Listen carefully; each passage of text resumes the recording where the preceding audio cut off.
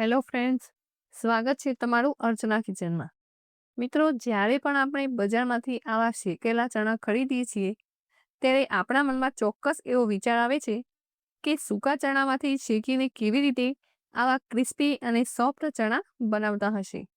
તો મિત્રો, આજે હું તમારી સાથે ચણા બનાવવાની રેસીપી શેર કરવાની છું, જે શેકાયા પછી એકદમ ક્રિસ્પી અને બજાર જેવા બનીને તૈયાર થશે. તો ચાલો બનાવીએ કુકરમાં દેશી ચણા શેકવાની રીત. એકદમ સરળ રેસીપી છે, તો ચાલો બનાવીએ.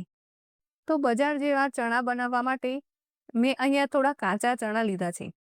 જે આ રીતના આપણે કાળા ચણા આવે છે એ ચણા આપણે અહીંયા લઈ લઈશું, જેને આપણે દેશી ચણા પણ કહીએ છીએ.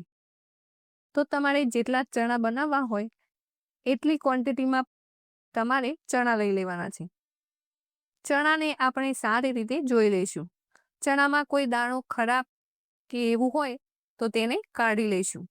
હવે આપણે ચણા બનાવવા માટે મીઠા સોડા તેમાં ઉમેરી દઈશું. એટલે કે આપણે જે ખાવાના સોડા ઉપયોગમાં લઈએ છીએ તેનો મેં અહીં ઉપયોગ કર્યો છે. હવે તેના ઉપર 1 ચમચી જેટલું પાણી ઉમેરી દઈશું. હવે આ બધી જ વસ્તુને આપણે સારી રીતે મિક્સ કરી લઈશું. અહીં તમે સોડાની જગ્યાએ ઈનો સોડા આવે છે તેનો પણ ઉપયોગ કરી શકો છો. તો અહીંયા આપણે ચણાને આવી રીતે પાણીવાળા કરવાના છે, જેથી તે થોડા સોફ્ટ થઈ જાય. હવે આ ચણાને આપણે થોડી વાર માટે ઢાંકીને રહેવા દઈએ. અંદાજે 10 મિનિટ જેટલો સમય આપણે તેને ઢાંકીને રાખીશું, જેથી કરીને સોડાની સારી એવી પ્રોસેસ ચણામાં થઈ જાય. હવે ચણા બનાવવા માટે અહીં આપણે કુકર લઈ લઈશું. કુકરનું ઉપરનું મોઢું થોડું પહોળું હોય એ રીતનું કુકર મળે તો વધારે સારું, અથવા તો આપણે જે રેગ્યુલર કુકરનો ઉપયોગ કરતા હોઈએ છીએ એ પણ ચાલશે. હવે અહીંયા મેં 1 વાટકી જેટલું મીઠું લીધું છે. આ મીઠું આપણે જે રેગ્યુલર ઘરે ખાતા હોઈએ છીએ એ જ મીઠું છે. મીઠાને કુકરમાં એડ કરી દઈશું. બજારમાં મળતા ચણાને શેકવા માટે ઘણીવાર ઝીણી રીતિનો પણ ઉપયોગ થતો હોય છે, પરંતુ આજે આપણે ચણાને શેકવા માટે મીઠાનો ઉપયોગ કરીશું.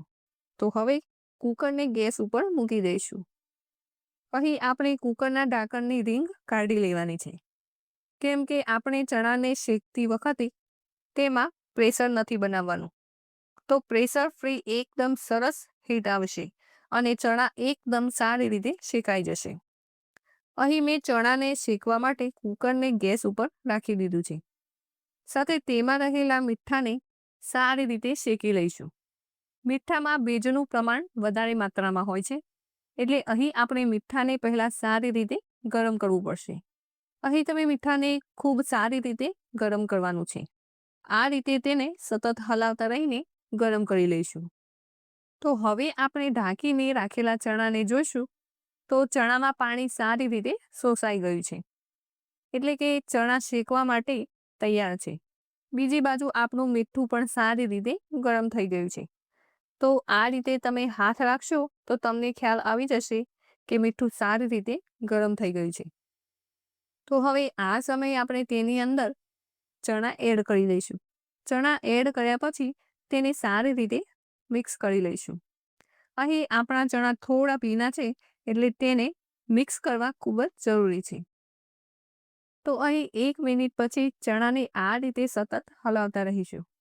તો 1 થી 2 મિનિટ પછી આપણે કુકરનું ઢાંકણ બંધ કરી દઈશું અને પછી કુકરને આ રીતે સતત હલાવતા રહીશું. તો આ રીતે હલાવશો તો મીઠાની ગરમીથી ચણા સારી રીતે શેકાવા લાગશે. વચ્ચે તમને એવું લાગે તો તેને ખોલીને પણ ચેક કરી શકો છો. તો લગભગ 5 મિનિટ પછી ગેસની ફ્લેમ બંધ કરી દઈશું અને કુકરનું ઢાંકણ ખોલી દઈશું.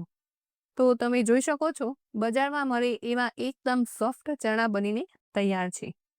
તો હવે આપણે આમાં અંદર રહેલું મીઠું દૂર કરી દઈશું. તો આ રીતે મોટી ગળણી લઈ આપણે ચણાને કાઢી લઈશું. આ રીતે હલાવીને તેની અંદર રહેલું મીઠું કાઢી લઈશું. તો તમે જોઈ શકો છો બજારમાં મળે એવા ચણા બનીને તૈયાર છે. જો આ રીતે તમે ઘરે આસાનીથી ચણા બનાવી શકો છો. તો તમને મારી આજની રેસીપી કેવી લાગી કોમેન્ટ કરીને જરૂર કહેશો. અને હા, વિડીયો ગમી હોય તો લાઈક, શેર અને સબસ્ક્રાઈબ કરવાનું ના ભૂલતા.